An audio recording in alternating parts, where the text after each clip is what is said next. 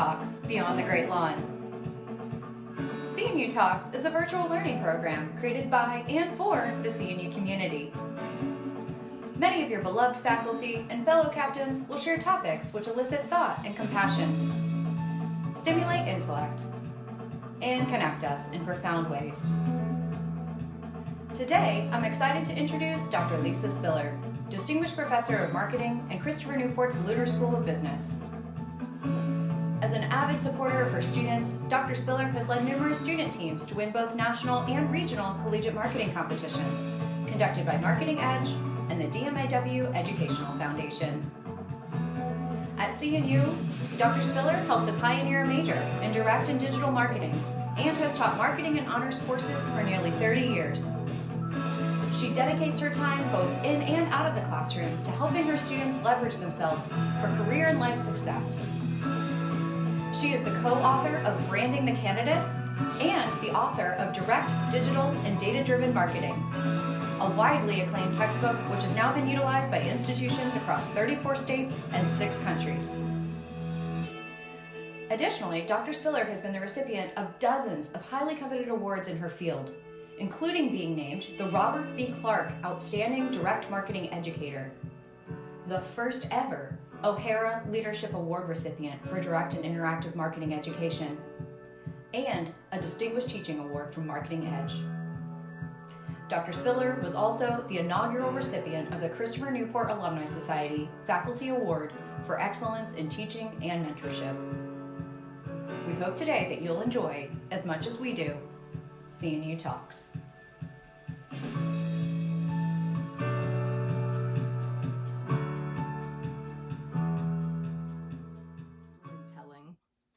We live in an over-communicated world. We are constantly bombarded with messages, images, sounds, clamoring for our attention. Did you know that the average person receives about 3,000 promotional messages per day? That's a lot of messages fighting for our attention. And yet we only have 6 inches of brain matter with which to process these messages. So on top of that, we, each of us, have very short attention spans. The average attention span is about 8.25 seconds. So with all this going on in our short attention spans, the question is, how do we break through? How do we grab someone's attention? And how do we get them to communicate with us and understand what we're saying? The answer is stories. Stories can break through. They can grab someone's attention, they hold someone's attention much longer than do facts, and they're remembered much, much longer than our facts.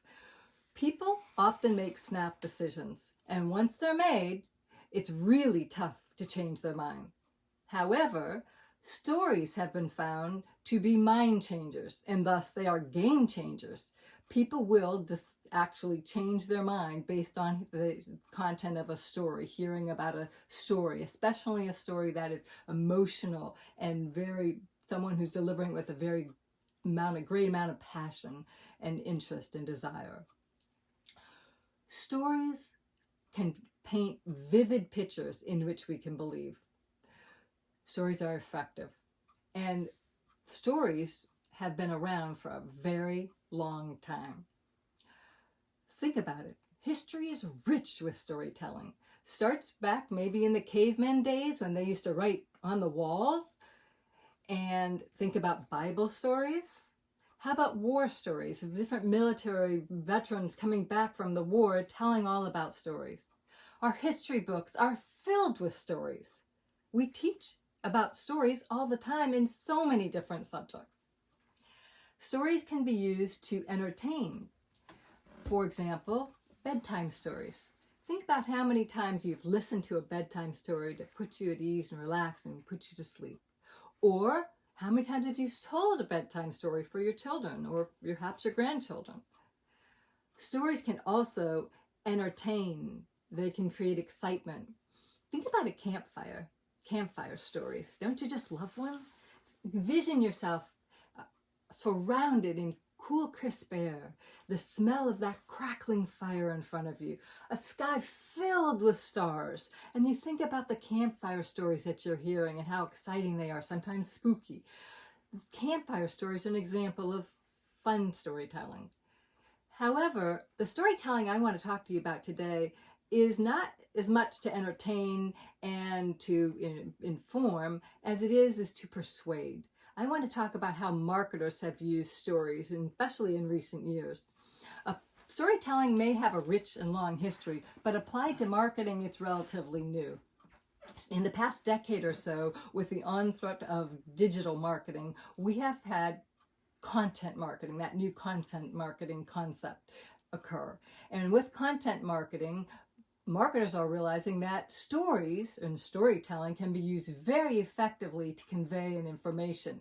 Storytelling, from a marketing perspective, is planned persuasion. It's trying to persuade someone to make a decision on the basis of the story. However, you can only use marketing storytelling with authentic, real stories. That's very important. The story has to be a real, factual story. And it can be written in an emotional way, but it has to be based on facts. So let's talk about how we can compose a story. Putting a story together is part art and part science. The art form is, of course, your creative writing. The science form is the structure that it follows. Let me show you the structure that a story can follow. Stories start with 3 parts. They have a beginning, a middle, and the ending. Situation, complication, resolution. In the beginning, you want to address the story setting. You want to introduce this character and have a character sketch. You want to talk about the situation and get people interested. In the middle, you want to talk about the predicament or the problem or the opportunities or the action or the activities that are going on and how that character comes into play and what choices that character has to make. And then lastly, in the ending, you are going to talk about the character resolution, the results, the emotional impact, what happens. If it's a marketing story, you probably will have a call to action. I want you to know that stories are told by successive beats. And if you think about it from a successive beat standpoint, you might, as you see, as you're going along, have some dramatic tension be introduced to lead you to the climax and then to the ending conclusion. So an example might be moving from contentment to excitement, excitement to concern, concern to panic, and then panic to despair. And that's how you would write a story. That's the structure of a story. Stories, in your creating a story, besides having 3 parts, there might be a process by which you go about to write a story. I'd like to talk about that right now and hopefully encourage you to put your pen to paper or your fingers to a keyboard and give it a try yourself. All stories, I'd like to start with 7 steps, and all stories begin with this first very important step, and that is research. You have to understand your audience. You have to research your target audience. You have to understand what their needs are, what their wants are, what they desire, what's their worldview, what's going on in their lives. Relevant stories are critical if they're going to break through the clutter and be used to influence. Second step is establishing your goals and objectives. You want to determine what you want your story to do. What is it? Why are you passionate about telling that story right now? What do you want that story to do? Do you want that story? You have to have some goal. And goals, I think the best goals are SMART goals. Goals that are specific and measurable and achievable and are realistic and timely. So think about what you want your audience to do. Do you want them to go and purchase a product, or do you want them to donate to a certain cause, or attend a certain meeting, or vote for a certain candidate, visit a certain website? What call to action do you want to have there? Think about what your story is going to do, that goals and objectives. Third step, outline your content. Go back to that story structure, beginning, middle, end. Think about who your main character is going to be. In the end, the hero has to win. You're writing a success story. That's what marketing stories are, mini success stories. So think about the structure. Start to jot down just some information in just a very rough draft. So that way you have your authentic story and you start coming up with the beginning, middle, and end. Fourth step, draft that story. Now go back to the beginning and actually start to draft the content. Go through the middle and draft that content, and then the ending and the same. Once you've drafted it, then read it, revise it, and then change it. Don't forget to go out and seek someone's opinion. Getting feedback for your story is also a really smart strategy. The fifth strategy is to add photos or images to your story. Did you know that if you hear something, like you'd hear a story, you might remember about 20% of it. But if you combine sight and sound together, your memory is going to be boosted to about 50% of it. So add images, add relevant images. Let's take a look at what I'm talking about when I say relevant images. If you think about it, a photograph is a snapshot of a moment, but a good photo will tell a story. This kitchen table is beautifully set. Something might be happening there, but this sink full of dishes, that really told you that a main fun meal happened, that people consumed the meal. That talks about that actual action that actually happened. Stories in and of itself can tell a photograph can be told by a story. A photograph like that one tells the story of conquering. How about this photograph? What is that telling us? That photograph is telling us success or winning. Unfortunately, that's tragedy. But it does have a story, a powerful story that each and every one of us can relate to. That photograph can inspire a story. Think about seeing that photograph in a cold winter day, on a gray cold winter day. You want to go there, vision yourself there. That story, that photograph in and of itself can tell a story. Again, your photographs, your images that you use have to be authentic or real. Think human interest. What kind of images are going to work with and resonate with your audience? You have to have facts and you have to have emotions, but the story itself and the images that you use should pull together the emotions and really reach out and grab that audience. Once you've got your photos and your images all put in there, the sixth step is to polish your story. How do you polish your story? Well, you obtain more feedback. You read it again, you revise it again. Now you might do some important things like adding links or adding relevant contact people. When people especially are receiving a story on a digital platform, having links that people can actually go directly to whatever website or contact someone, click here, that's really important to make that story come alive and be interactive. And the last step is to share your story. It's not enough just to compose a story, but you have to, once you have a story composed, you want to share it. You have to get it out there. Where do you share a story? Well, you could share a story certainly on a website, and you can share a story easily in any promotional materials you have, via an email blast or an advertisement or some type of a direct mailer. You can put stories in all different types of promotional formats. Think about a corporate annual report. How about your own personal online portfolio? You can communicate stories and share them with your sales reps one-on-one. That's one-on-one communication is still very effective, and stories can be woven into that.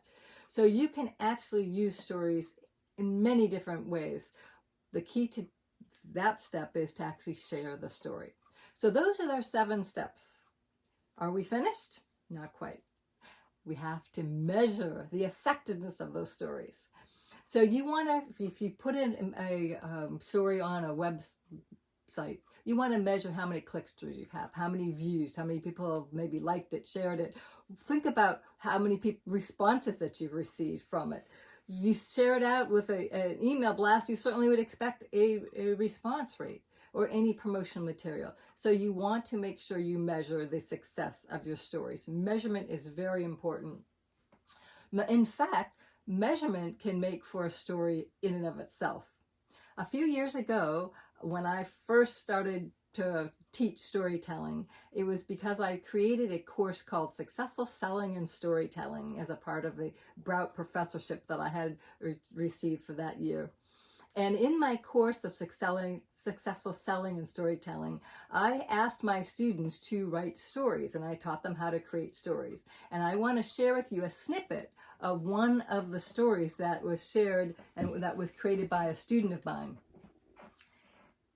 This will, in and of itself, is going to be proof that storytelling works, but also will show you the measures. This is from Brooklyn. My understanding of the attention-grabbing aspect of authentic storytelling has enabled me to dramatically increase the social media presence of CNU's Relay for Life, as well as enhance the persuasiveness of the registration campaign. Since I began sharing emotional stories about why students participate in the relay or who they relay for, the number of people my posts have been shared with on Facebook has grown from an average of 50 people to 1,500, peaking at 6,200. And the page previews have increased by 300%. That is exactly what Brooklyn wrote in a comment to me, an unsolicited comment, an email to me, after she started to apply the story that she created for the Relay for Life in my class. So storytelling works, and you can see the measures that show that storytelling works. So now that you know that storytelling works, how can you create, or why, where, and how might you use storytelling? Well, first of all, if you think about stories and you think that they're not being used, just go visit any website. For example, go visit the website of any advertising agency. You're going to see a bunch of mini case studies. Each and every one of those is a success story for some client that company, that agency created an ad campaign for. Case studies are mini success stories, and they are written, again, for planned persuasion purposes, so that anyone who is looking at that potential agency might see how successful they have been in creating success stories for other clients. Customer testimonials that are on websites are mini success stories. Customer reviews are hopefully success stories, but they may be not so successful, because on websites, content and stories, that means, can be created by both the company and also by the end user or the consumer. Sometimes consumer-generated reviews are not positive. However, they give a story, and they give a chance to a company to make something right. So that could be viewed as good customer service, having that opportunity. Again, sharing success stories, you can share it from the company or yourself out to the consumer and out to the world, or you can ask and invite your consumers to share stories. Invite your clients to share stories. Sometimes those testimonials or those stories are the most important ones that you can actually gather. If you're selling yourself, you can use storytelling. You can use storytelling because if you have a personal online website, you can certainly put your stories of your own success in different situations on your website. You also can weave stories into cover letters and talk about how you might have achieved something and put a little mini snippet of a story into your cover letter. During an interview is a fabulous time to use stories. How do you use them? Have you ever been asked a question in an interview? Tell me about a situation where you showed leadership. Or tell me about a situation where you had a conflict and you had to resolve something. Voila, time to tell a story. And you can follow what we call the STAR method.